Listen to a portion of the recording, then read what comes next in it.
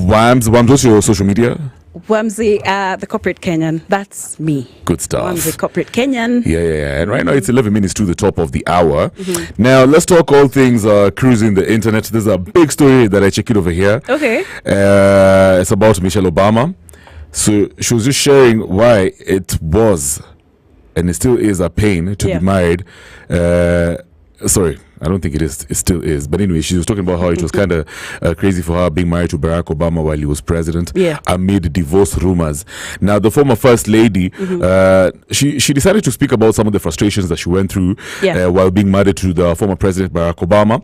And she said this was mostly during her time in politics, their time in politics. She was speaking on an episode of the IMO podcast alongside her brother, Craig Robinson. Now, IMO podcast is Michelle's podcast. Yeah. It's basically known as in my own opinion. In my opinion, yeah. Yeah, so her brother's called Craig Robinson. And so now Michelle was sharing memories with a guest of theirs called Dr. Sharon Malone. Yeah.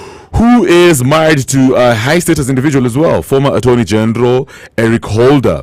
Now, this conversation pretty much highlighted the shared experiences of women married to high-profile political figures, right?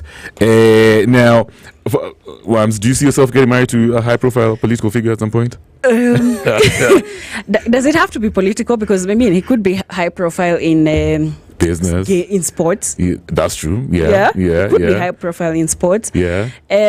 Like pretty much like a famous person. I mean, I don't mind. Okay, fine. So we'll talk about that because apparently there's a lot of challenges that comes with that for mamas. Okay. Now, Michelle Obama also recalled her first meeting with Malone at a congressional Black Caucus dinner when Barack Obama was serving as a U.S. senator. Now, she said the two were seated together as quote-unquote reluctant spouses at the event. She also said, and I quote, "There was a line of people waiting to shake hands with our respective husbands. People were reaching over our heads and spilling water on us, trying to get to these two illustrious men." And then it was at that point when she connected with Malone instantly after exchanging that look. You know, that look like, oh my God, this is so frustrating. This is crazy. You know what I mean? Like the hell. So she said, and I quote, "This is crazy, isn't it, girl?" Like, you know, that's the vibe that she gave Malone. Yeah, so now according to the Daily Mail, Michelle Obama has been very open about the pressures of being a political spouse. And also earlier this year, she chose, I think this was big news, she chose not to attend the funeral of former President Jimmy Carter and also skipped Donald Trump's second inauguration, which fueled speculation about her marital issues. You guys remember how, especially during the funeral of Jimmy Carter, Obama and Trump, it's like they were flirting. Hey, they were vibing, man. Even I was just like, hey, yeah, the enemies can be boys like this. Now, she decided to address the rumors during a recent appearance on actress Sophia Bush's podcast, and she said, and I quote, "That's the thing that we as women, I think we struggle with, disappointing people. So much so that this year, people couldn't even fathom that I was making a choice for myself. They had to assume that my husband and I are divorcing." And then she also said, this couldn't be a grown woman just making a set of decisions for herself, right? That's what society does to us. We start actually finally going, what am I doing? What am I doing? Who am I doing this for? And if it doesn't fit into the sort of stereotype of what people think we should do, then it gets labeled as something negative and horrible. So basically she's saying how, you know, she can do whatever she wants, man. Like, it's a choice. If she doesn't want to go for any event, big deal. Just because she's married to Obama doesn't mean she has to attend everything.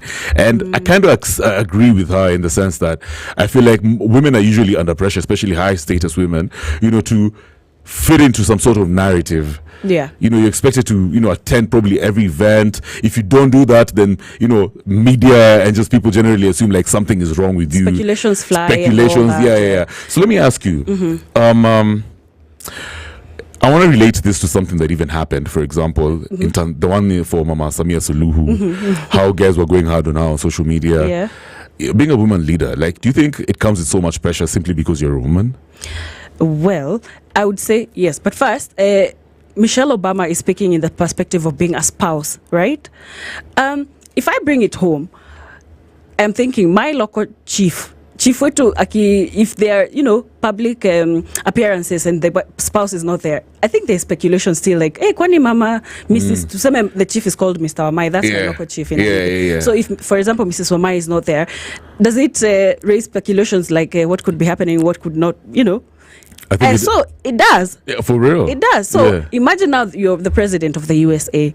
So I think Michelle is justified to feel that way. Yeah. However, I think people should realize that over and above being someone's spouse, she's an individual. She could be having a bad day. She could have other plans. She could, be doing whatever she wants. So. I agree. And for me, the one thing that we're getting to understand right now, especially, thank God for podcasts. Yeah.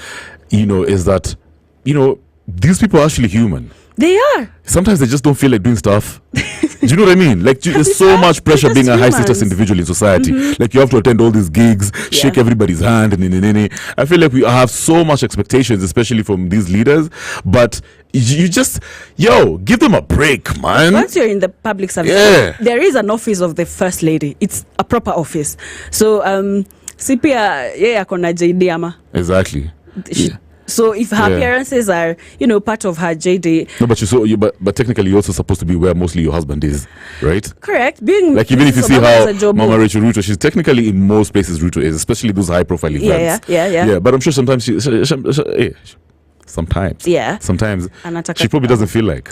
It's tiresome. The cameras on face. So sometimes you just want to be with your family. People looking at you. Why is her judging you? Like how you dress like this? Why her nails not done? All these things. The pressure must be crazy. Will follow you. Exactly. And maybe that time she's having the worst day of her life. Yeah. But she has to maintain. Yeah. It's the same as yourself, Kev, I would say. I'm not on those levels. Listen. Every day you come into studio, you have to bring the energy. You are the local energy provider, aren't you? Yeah, but to do what is happening in your life, maybe tomorrow. Obviously, I'm human. Like, I go through stuff. You know what I mean? I like how you put it even in that perspective. Like, even just bare minimum level. Like, for even just normal celebrities. But honestly, the best thing you can do is just be authentic. Keep it real. If you don't feel like doing some stuff, just don't do it. Doesn't matter what they say. But people are going to talk anyway. Correct. But attacking Ahurumia, those levels of... And that's why you asked me, would I be okay being a spouse to someone who high profile? I said yes. However, Sijuni, what that other clause would be where I'm allowed to be spouse and to be Wamsi at some exactly. point. Not be seen too much. Sindio. So that's pretty much what's happening on Cruising the Internet. We've just talked about Michelle Obama. When we come back in the next hour, stories for days, man. We'll talk about President Ruto and Raila Odinga. There's a bunch right now. Bill Withers. Lovely Day. It's a Sunshine remix. The Spice Drive, the official soundtrack of getting you where you need to be.